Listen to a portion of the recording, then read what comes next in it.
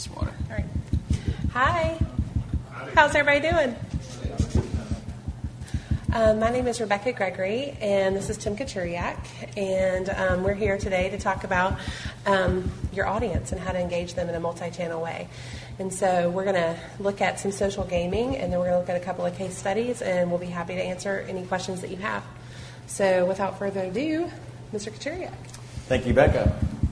So many of you may be familiar with Einstein's definition of insanity, which is, doing the same thing over and over again and expecting different results is insane, right? But I think he was kind of half right. I mean, if I can be so bold as to say that, because in today's ever-changing world, doing the same thing over and over again, expecting the same results is just as insane. So it's kind of like we innovate or we die, right? And the world's changing. So just real quick, I want to give you a little story about myself. So in 2006, I had my own business. I lived in Pittsburgh, Pennsylvania, a little interactive marketing company. And I felt like the strong tug of the Lord to get involved in ministry. And he opened up an opportunity for us to go to Core Ridge Ministries down in South Florida, the broadcast ministry of the late Dr. D. James Kennedy. And, so my wife was 8.5 months pregnant. And we had a 17-month-old. And so we sold our business and sold our house. We went down to Core Ridge. And the day I accepted the job, Dr. Kennedy had a heart attack. And he actually never ended up recovering and passed away. So it was like a time of tremendous craziness, in the life of the organization. And that was kind of really where I developed this passion for innovation, because we had to reinvent ourselves as a ministry. We had to kind of come up with how are we going to do Ministry 2.0. And so I want to play a quick clip, because as we were preparing for his burial service, I came across this clip and I thought this was awesome. I think it captured the essence of what it means to innovate here. It is our prayer that through this church, the gospel of Jesus Christ might be radiated through television and radio, motion pictures and cassettes, books and clinics, and by ways yet undreamed of, unto the entire world, that the command of Christ to go and proclaim the gospel to every creature might be fulfilled in our generation. So I don't know if you caught the phrase that he used there. He says, by ways yet undreamed of, which I think captures the essence. I mean, Dr. Kennedy was such an innovator. He was one of the first guys to say, and if we want to reach more people, you've got to start fishing in a bigger pond. And so, he's standing in front of, this is back in the 70s, in front of Core Ridge Church. It's being built in the background. And he's kind of making this really, revelation. And so I just, that phrase, ways yet undreamed of, just kept turning over and over and over again in my mind. And so I'm going to kind of change directions and take you on another little journey. I'm sorry, my brain doesn't work normally, so I kind of have a very short attention span, which makes it perfect for things like this. So you have to try and kind of keep up with me. So I was watching my daughter one day. She's 3 years old, and it's amazing what kids can do these days. So at 2 years old, they can unlock iPhones and get into all kinds of trouble. So this is my baby girl, Gracie. She's the youngest of 3, and she's the only girl. So she's got daddy totally wrapped around her finger. And so I'm watching her one day. She's sitting down with my iPad, and she's playing the Smurf Village game. I'm like, huh, what are you doing there, honey? She's like, well, Daddy, I got to plant some crops, and then I have to harvest my crops, and then I get Smurf money, which enables me to go and buy bridges and better buildings, and I can then, also, Daddy, there's these things called Smurf berries, and Smurf berries, I only get them once every time I complete a level, so I don't get that very many of them, but if I save them up, Daddy, I can get cooler stuff, I can get more space to expand my village. I can get these really cool houses, Daddy. And I'm like, wow, that's kind of cool. She's like, but Daddy, they cost real money. I can wait and save them up, or can I just, if you give me $20, I can get everything I want today, right? And so I was like, okay, this is interesting. And these Smurf berries also, the way these games work is if you don't go and pick up your crops every day and harvest them, they wither and die. So you can use Smurf berries to kind of bring those crops back. And if you don't collect those crops, then you're not going to rack up enough money to create these kind of masterpiece Smurf villages. And I mean, like, is this crazy? I mean, like, who has the kind of time to sit around and, like, literally hang out with Smurfette and build these things, right? Oh, so she does. She's got lots of time. And so I have to confess, I like kind of learn from observing the world around me, and like everything I know about social gaming, I learned from Papa Smurf. So really quick, a crash course in Smurfonomics. So there's 3 levels of currency in this particular game. There's XP, which is experience points, and this is awarded for really kind of staying with the game. So extended loyalty. So if you stay with the game over time. And if you complete levels, you get this XP, which enables you to earn Smurf money at a higher and faster rate, and you get more Smurf berries that you can collect. But the interesting thing about the Smurf berries, again, is that they cost real money, right? So that this is how they kind of monetize these things. And so I was like, okay, well, that's cool for my little 3-year-old daughter, but like, are people really playing these things? I mean, like, is this something we need to pay attention to, or is it just like lame-o and like just a flash in the pan? Well, comes some quick stats. 500 million people worldwide are playing social games. So just to put that in perspective, that's half of the internet population, right? 500 million people. So 81 million people play at least once a day. 49 million people play multiple times per day, on average 9.5 hours a week. They're investing in playing social games. And I think most of you probably are familiar with the news story where was it Alec Baldwin who kind of got kicked off an airplane because he wouldn't turn off Word with Friends, and like that day they had like 100,000 more people sign up for Word with Friends. So it's like this thing that people want to do, but like why? I kind of fashion myself as like a marketing philosopher, so I'm always like wondering like why do people do stuff? Why do I say yes to things? Why would I do this? Well, they like the competitive spirit. They like that it's fun, it's engaging, it kind of fills the moments in between. And we have, kind of attention deficit disorder that, makes us never really want to be here or there. And we're always trying to fill those moments in between. So, I'm still learning here at this point, right? So, how much do you think people spent on Smurf berries in 2011? And by Smurf berries, I mean virtual goods. So, just a quick, anyone, you can shout it out. This is a small enough room, so. In U.S. dollars or Smurf dollars? In real money, how much do you think people spent on virtual goods in 2011? $1 million. $1 million. 1 million.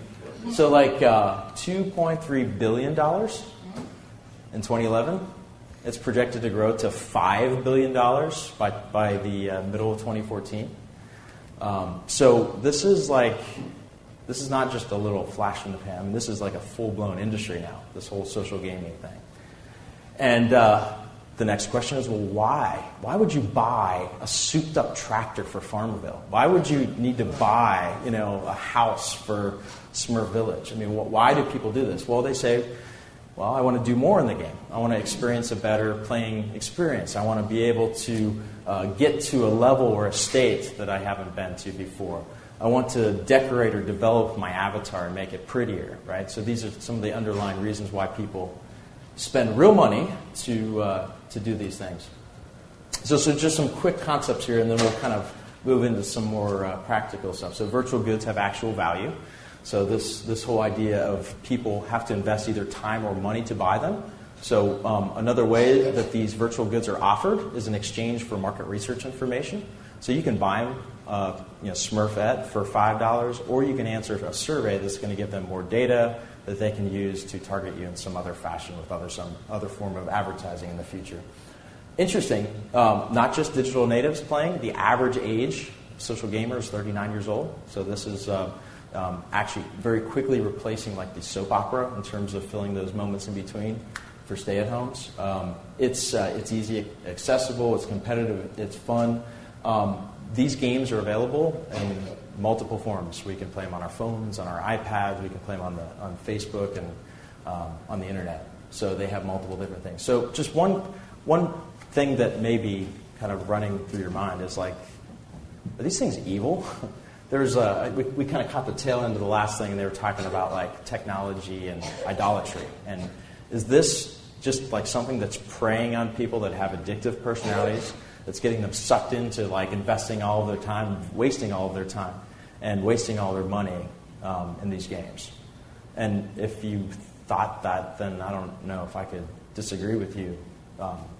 But what they've intended for evil, I think it's up to us to kind of like use for good, right? So the reality is this is today's digital language, and we can either choose to not speak it, or we can engage in the conversation and reposition it, reclaim some of these things for the kingdom. So I'm going to walk you through a social game that we did with Moody Bible Institute.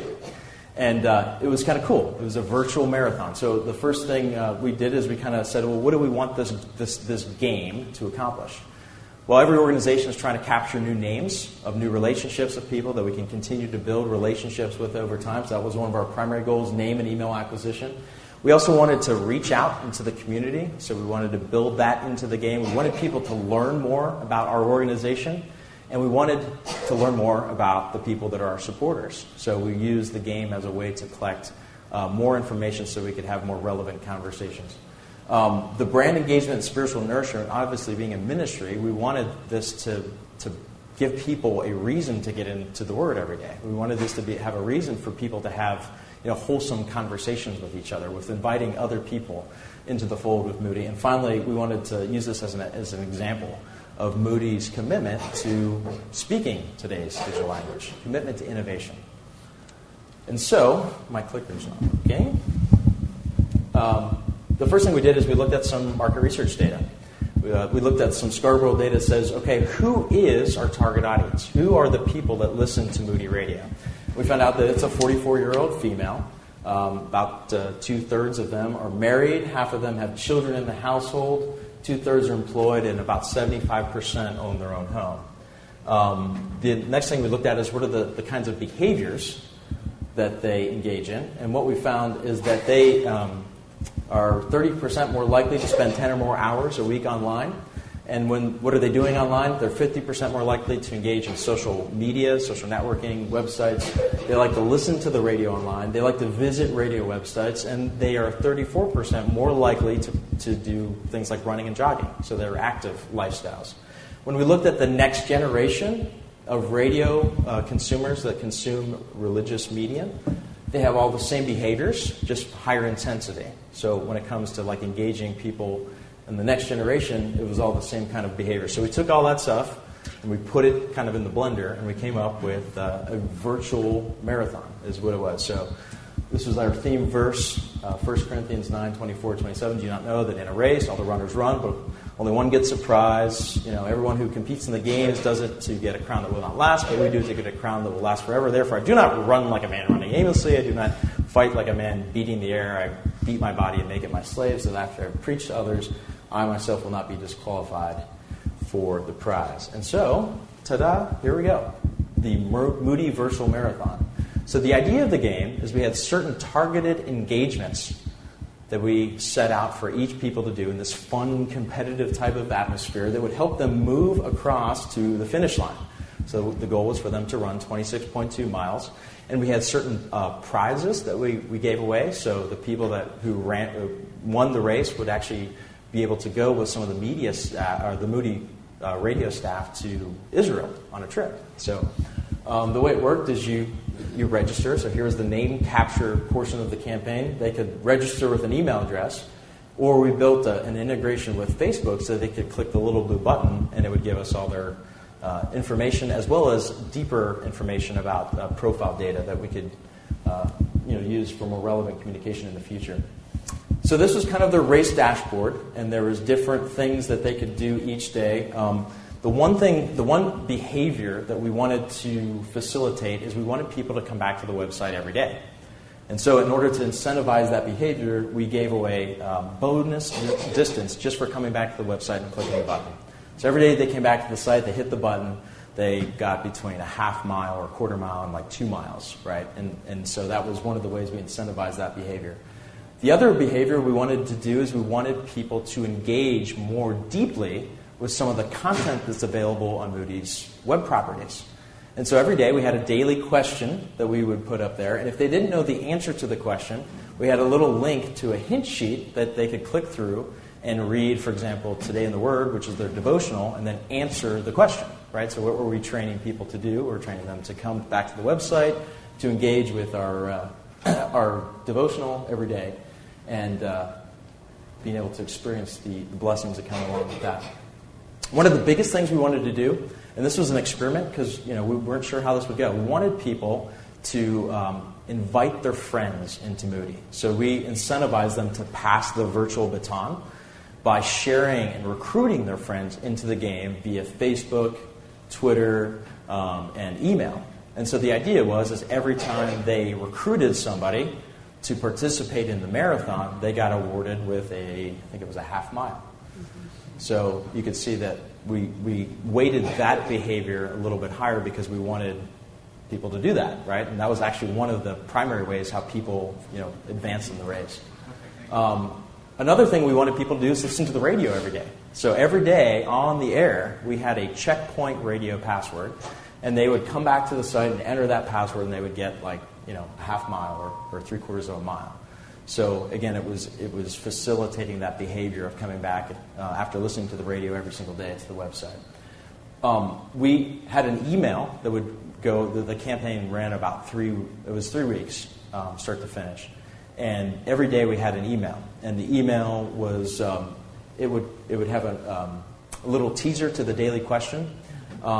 And one of the things that we wanted to see is what is the relationship between the social media campaign and email engagement. And one of the things we found out is the engagement goes off the roof on email when you combine it with this kind of social campaign.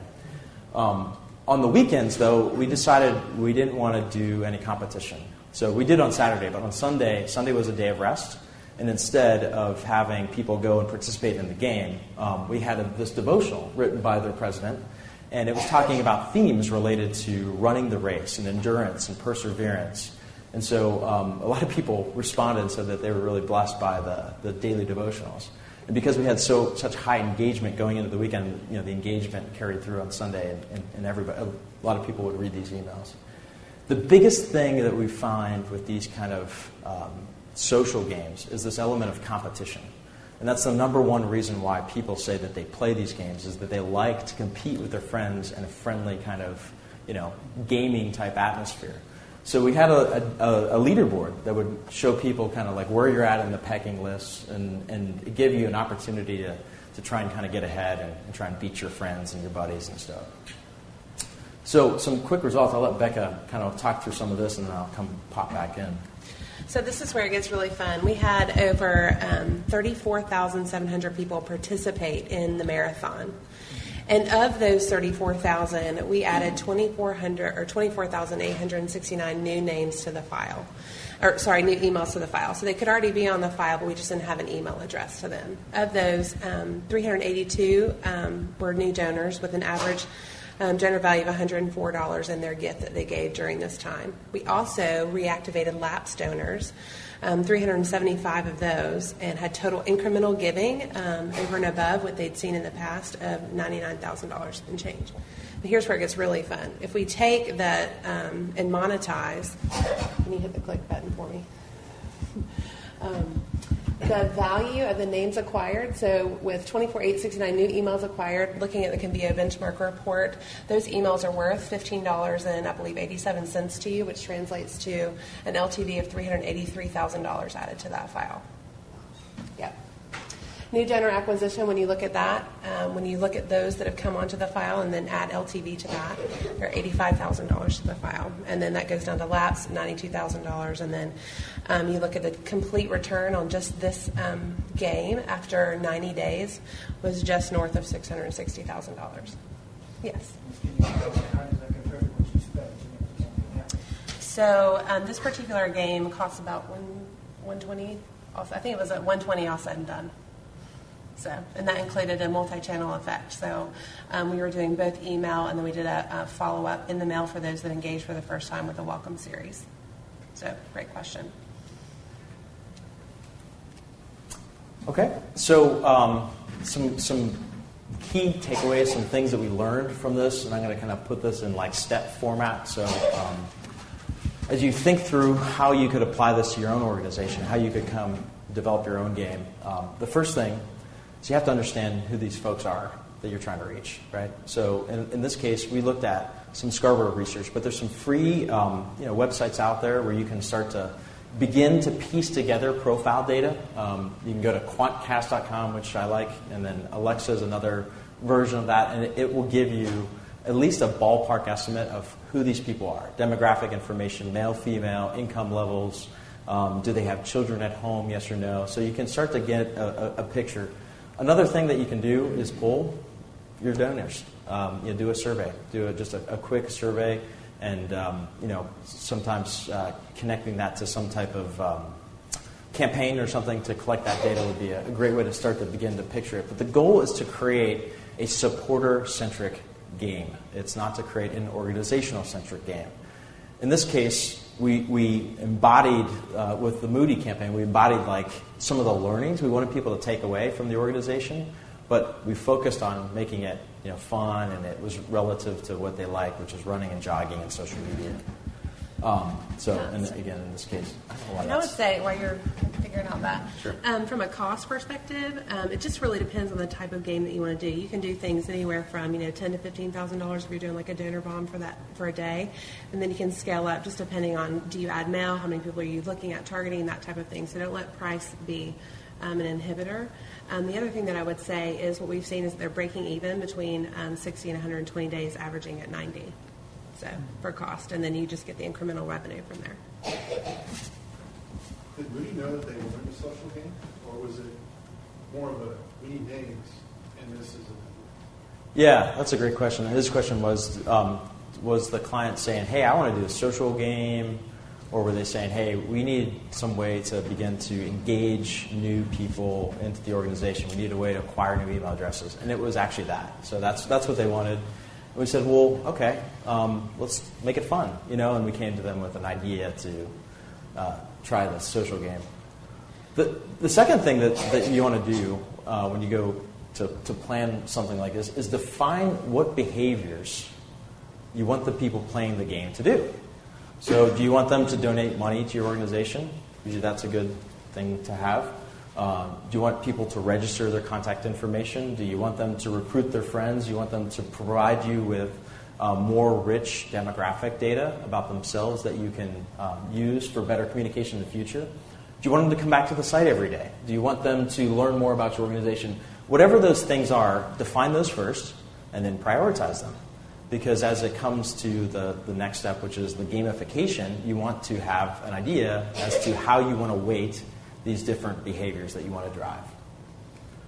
So in another game we did for Wycliffe Bible translators, one of the things that we wanted people to do is to kind of answer one really important question for us. Like we wanted to understand their motivations, like what are things they're interested in? Are they really interested in mission relief work overseas? Are they really, really interested in what Wycliffe does, which is Bible translation? So we had them complete that question, and to reward them, this is the beautiful part, to reward them for completing that question, we gave them 3 bonus points. So we gave them an invisible incentive. We gave them a virtual good in order to obtain that information. And I think we had 60 or 80%?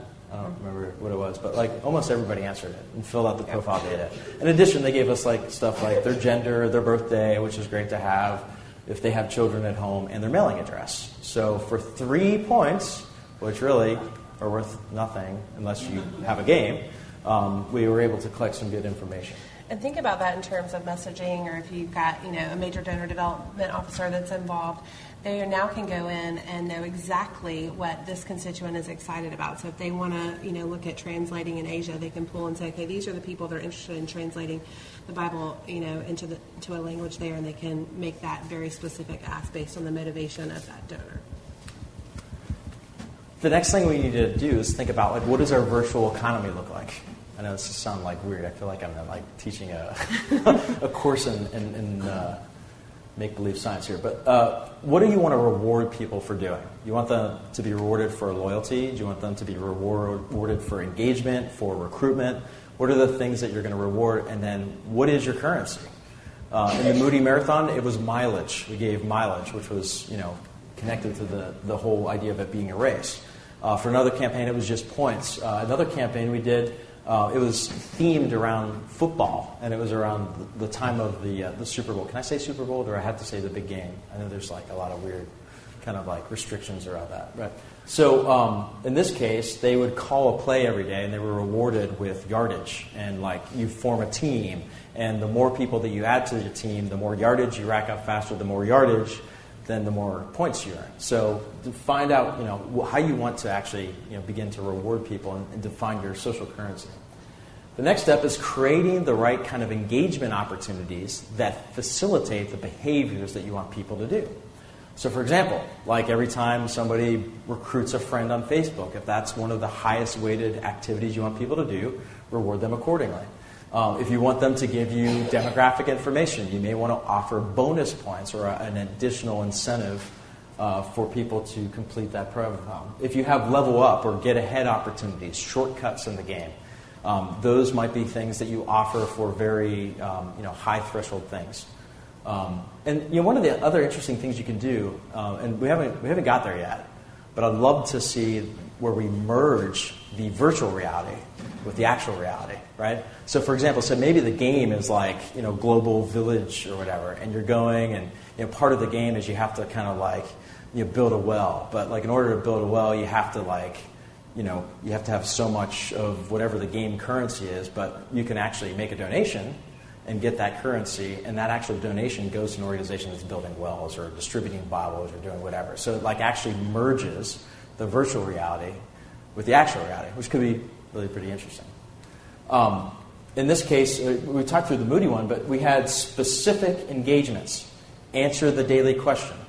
That was designed to get people to go and engage with the content of the website, go to their daily devotional. The pass the baton. So we rewarded people for every person that they recruited by passing the virtual baton. Well, that was something we weighted very highly because we wanted people to bring their friends. We wanted to use this as a friend get a friend. What was actually cool, we had people write back, and we got a lot of just unsolicited responses back, but we also did a survey afterwards. And people said, it was really cool to kind of bring my friends along into this. I don't know how to sometimes share my faith, but it was a fun way to at least kind of get people exposed to some really cool biblical content. And then obviously listening to the radio every day. So we created a engagement, a device that would fuel that engagement there. Another cool thing we tested in another game was we wanted to make it easier for people to earn points. And so, like the idea of them having to go back every day and post to their wall something and, get their friends to come along. We said, well, what if we could create this thing called autopilot? And we can enable them to turn it on. And if they signed up through Facebook or if they allow us, then what we can do is we can post to their wall on their behalf every day. We said, well, we want to get people complete control. We don't want people to feel uncomfortable, and we don't want to be bombing them or saying things that they don't want to say. So we allowed them to edit all the posts, turn off and turn on certain posts so they could control the frequency. So we kind of turned over the control. We had a lot of people that did this. And actually, this was a large source of new recruits for us. So we made it easier for people to share, where that would happen automatically. And what was interesting is it created, like a social broadcasting network, right? If you think about it, we're at the NRB, right? And we talk a lot about broadcasts, and we got an antenna, and our antenna has so much reach. Well, what's cool is you and I can form an antenna because you have a network of so many people that you have relationships with that trust you, that listen to you, and we can form a link that's going to be able to spread this content out. So, it'd be an interesting model to think about.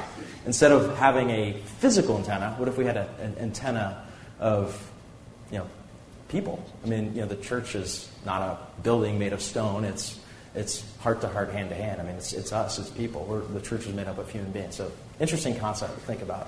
If anyone does experiments around this, I would love to know how that works out. Now, step 5, identifying all the different entry points into the campaign. How are you going to get people to start playing this thing? Now, there's certain things you can do online. So you have display ads. You could put on your website banners. You could do social media posts saying, hey, we're doing this cool thing. If you do have a radio antenna, if you have a radio program, it's a great way to kind of get people to kind of come online and get involved in this stuff. Co-registration. This is really cool. So Bible Gateway with Wycliffe Bible Translators. We did this game, and the game was designed to enable you to be a Bible translator. So it was kind of cool. We had like a scripture verse every day, and it was like in a different language. Okay? And so the way that you would unlock it is by answering Bible trivia questions. And every time you answer a Bible trivia question, it unlocks one of the words, and it translates it, right? So you are the Bible translator. And when you thought you knew most of it, or if you have like 2 or 3 words decoded, you're not sure which verse it is, because like you get more points for solving the puzzle. It's kind of like Wheel of Fortune, right? And so we built like a partnership with Bible Gateway. Because what does Bible Gateway do? Well, Bible Gateway, you take and put in portions of Scripture, and it comes up with here a list of results, right? It helps you kind of find the passage that you're looking for. So we made it so that when you had like 1 or 2 words, you could click the Bible Gateway button. It would send those words automatically to Bible Gateway and give you a list of results. And then if you knew what the passage was, you come back and you put it in, and you solve the puzzle, and you go on. And so what was cool about that, why Bible Gateway was interested in that, is because we helped people understand their value proposition by creating that as part of the game. And so in exchange for that, they gave us a lot of free promotion, like a substantial amount of free promotion on their website. And in fact, that was the largest inbound source. So see, this is what I mean about like innovation. It's like you can continue to come up with new and creative ways. We're a nonprofit, and we kind of always kind of like hang our heads and like, oh, we don't have, but like we have really cool stuff. We just need to think about it differently and come up with like powerful partnerships that are mutually beneficial for both parties. So that was a cool one. Offline. We started an entire social game from a single postcard, right? This is really cool. So we sent out this like intensely personalized postcard to a small group of people that we knew a lot of stuff about. So it was a very targeted mailing, and it had a lot of relevance. So it was around the time of the Super Bowl, and it's got my name, Tim, you've been drafted. It's got my name, or my last name on the back of the jersey, and because these were people we knew what their favorite team was. So we were able to personalize the colors of the team to match their favorite team.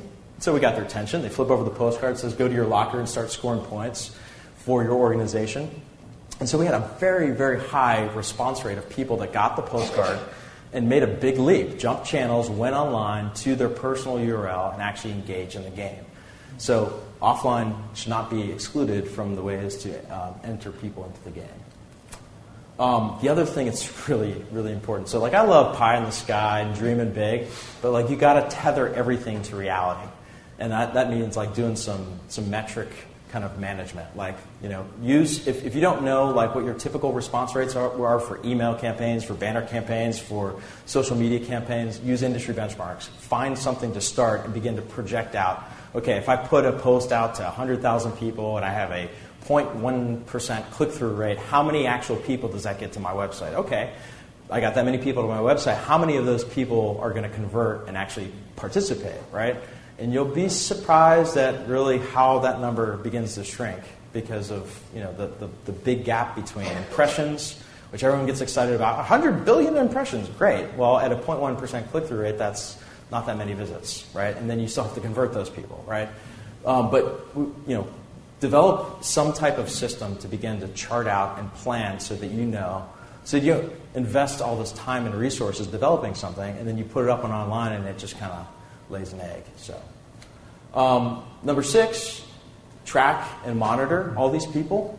The biggest effect that we see from these campaigns is that their giving in other channels goes up dramatically. But we would not have known that had we not tracked the source of these new names that come into our organization. So flag them in your donor database, flag them in your email database, benchmark their conversion over various periods. So watch how their giving performance performs year over year, month over month. Here's an example of the power of this. When you track this stuff, this is the kind of data you get. For example, starting with this one person that came in through a Google search into this campaign, they recruited 60 people just by themselves. Well, those 60 people recruited 90 people. Those 90 people recruited 458 people. Those 458 people recruited 522 people. That one person ultimately was responsible for bringing in 1,100 people into the game, right? So you can see the power of being able to track the downstream effect of one person. It's like the whole, I can't say that, virality. I always say it wrong and it means something else, and I don't want to say that. So. He's the linchpin. Yeah, he's the linchpin. This is another example of this. So in this case, we benchmarked giving year over year for people that participated in the game and people that didn't participate in the game. The people that did participate is that red line. So year over year, I mean, for this organization, and this was after only a span of 1, 2, 3 months, there was like a $215,000 like lift in overall giving. And this is from new donors to the organization, reactivated lapsed donors to the organization, and existing donors. The biggest thing that we found is that these campaigns really just create a powerful brand impression on your existing donors. So that kind of leads to like, well, where should we position this campaign, right? So we should do one of these social gaming campaigns right before our best fundraising campaign of the year. So after people come off this mountaintop kind of experience with your organization, that's when they get the fundraising piece. Whew, everyone's still with me, but that's not all. Do you have anything? One other thing that would be a takeaway to what Tim just was chatting about is the donor prioritization that can come out of that. So typically we're looking, and this is for major donors and mid-level donors, but they will participate in this game. But then you're going to have RFM data, so recency, frequency, monetary data on how they've been giving to you. If you have a wealth overlay and then you have this behavioral data to overlay that as well, it can help you prioritize. If I only have limited time and resources to talk to X amount of donors, who are the ones that I'm going to talk to? Well, I'm going to talk to the ones that scored well with RFM, scored well with wealth, and then are showing these behavioral indicators that they're really engaged with what you're doing. And now, because we've collected all of that personal data, you can have very specific asks to them. And you can do that in mail, in the annual fund or general fund, and then it also can prioritize what you're doing at mid and major. That's great. Some unanticipated things that came out of some of this analysis. In this one game, of the 20,000 people that participated, 72% of those people were active donors. But we also reached a pretty large segment of people that were very, very deeply lapsed. Like, what's that, 61 months, which is, I can't do math, is that 5 years? 5 years plus of having no engagement with the organization. All of a sudden, they're re-engaging. So this is a really cool thing, is that we get this as a way to get people that have fallen out of the organization back in. Another cool thing, this is the whole thing about the social broadcast channel. So, we're limited with our radio antenna or TV. Like, we can only reach a certain number of people. But these campaigns, take off, and they reach beyond the antenna. So, this is where all the radio stations are. So, obviously, we're spread out throughout the country, which is great. But we had, 967 people internationally participate from 98 different countries. And we had some of those folks write back, and this, one particular lady said how this was a powerful spiritual thing that happened. She felt like God really led her to the ministry through a friend, through the social game. And it's wow, that's kind of cool. What would be really neat is to be able to track and report that back to the person who originally did that. This is the impact. You know what I mean? It's always about let's have the organization fade in the background, and let's talk about what you can enable people to do, empowering people. So this is a really cool thing that we discovered there. Not just kids playing. Remember, this is the marathon again, and we sought out to reach what we thought we defined as the audience, a 44-year-old woman that has 2 kids that likes social gaming and running and jogging. In this case, it was exactly our demographic we reached. The average age of a person that played was 47, so skewed a little bit higher. They had 2 children, and on average, they visited the website 4 times per week, or during the time of the contest. So it was kind of interesting. The other interesting thing too is you think that this is going to be a lot very skewed to younger folks. What we actually saw is that it was there's a much larger segment of people that were 45 plus, kind of going in that direction. And the middle was the part where it was kind of more shallow, so it was kind of more arced at the sides there. Email is still the king in terms of sharing. So we gave people 3 options. You could share via email, you can share via Facebook, you can share via Twitter, and recruit people into the game. 61% of the new recruits came in via email sharing. So email is not dead, it's not passé, despite what everybody says. Facebook was number 2. 33% of the new recruits came in via Facebook, and then 6% came via Twitter. What's actually really interesting is each of these different bars is a different market. So Moody has 13 different markets throughout the country or something like that. And it was interesting. The top recruiter in every market, each one had a different pattern for how they acquired their new recruits. So the guy on the far left, he got all of his recruits via Twitter. He must be a Twitter-like juggernaut, right? So that's how he did it. The next guy got almost all of them through Facebook and through email. So he was a little bit different. The next guy, almost all email and maybe one or two from Facebook. So the key is that people share things differently. If you only provide one way for people to be able to share information, you're leaving out opportunities that you may have been able to provide. So give people multiple ways to share content. This is really cool. The Facebook integration now enables us to see the people that were playing these games, right? So not only do we have rich profile data, not only do we have all this cool behavioral data, now we actually have faces to go along with it. So when it comes to kind of designing messages and being able to develop personas of people you're trying to reach in the future, you can look directly into their eyes. It's really cool, man. It actually kind of recrystallized the mission. Sometimes we get so bogged down into the numbers and stuff, and we lose sight that these are living, breathing human beings that we're interacting with. So I love this part. And then there's this cool quote from this old lady. She's like, I had a kind of good laugh tonight. I'm doing a marathon, and I thought to myself, at 72, this is the only marathon I can do, which is kind of cool. The last part, well, actually, I'll let you explain this one, Becca. You love this slide here. So we were talking about just gathering profile data. Well, this is some of the profile data that we were able to garner in the mini marathon. And so, jersey color. What do you do with that? Well, if I was going to test out colors for a donate button, I might try blue or purple, or maybe a click-through button. It just gives you different things that you can test on your website, or maybe that's a color envelope. Who knows? A number of children. That could be interesting. I might want to look at when I do pictures of our ministry, or I'm trying to paint a face of who we are, then this is what maybe the family pictures should look like if I'm promoting a family book. Down on the bottom left, where it's showing things that they like to do, running, crafts, traveling, sports. In this case, reading is kind of showing up at 55%. That's a good thing. Moody has a publisher. So, maybe I should put some books in the mail as premiums. So you can, whatever you want to dream there, dream.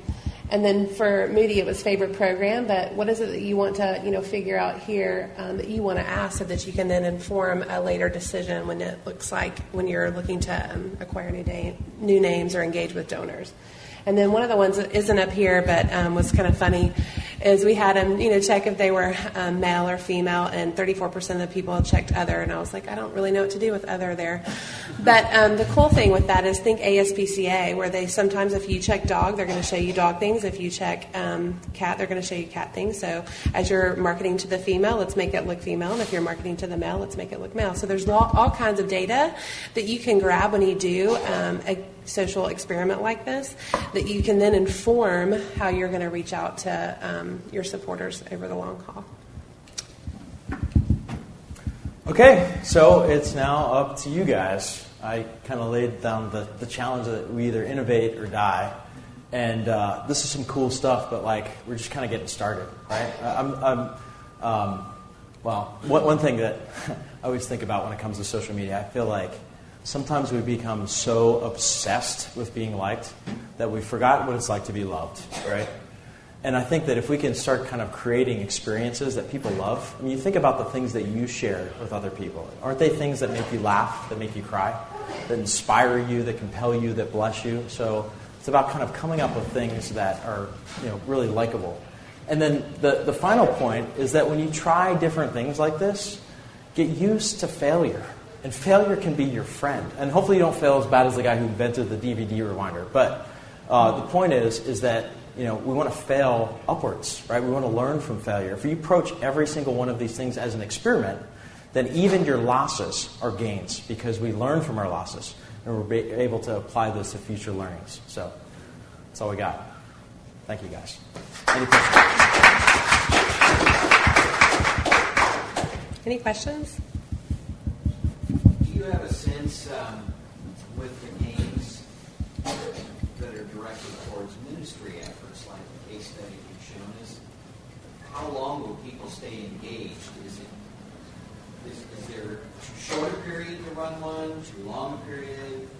3 weeks is about right. 3? Yeah, it goes up for 2, and then it starts to go down at 1. You don't want to like drag it on forever and ever and ever. Adding an extra incentive in that 3rd week too is a good thing to re-engage them. So we did that in Moody and in Wycliffe. That's right. So like we gave people a way to kind of like catch up. So we had like the last couple of days, it was like the final sprint, and so we gave added incentives. But yeah. How about too short a time period? If you had a major event going on and you wanted to create extra excitement around an event, you wanted a short game, is there too short a game? You'll limit the amount of kind of downstream effect. So again, like it depends on what the game's all about. If it's just about getting people to like come to a new understanding about your organization, then I think a shorter game would be okay. If you're really trying to get more people to share with people, you want to first kind of seed that. So like, in each of these campaigns, we had kind of like a week out from the campaign. It's like a save the date. Oh, by the way, you can sign up early and get a head start. And we limited, what they could do, but you want to give it a time to get seeded and then have that viral effect take over. I think there's some tactics in the strategy towards an event date like that you could look at too, a donor bomb or something along those lines where you're kind of getting people excited, and then it's a one give day instead of something like this where you're doing a 3-week experiment. So there's several different ways to do it. Yes. Do you have any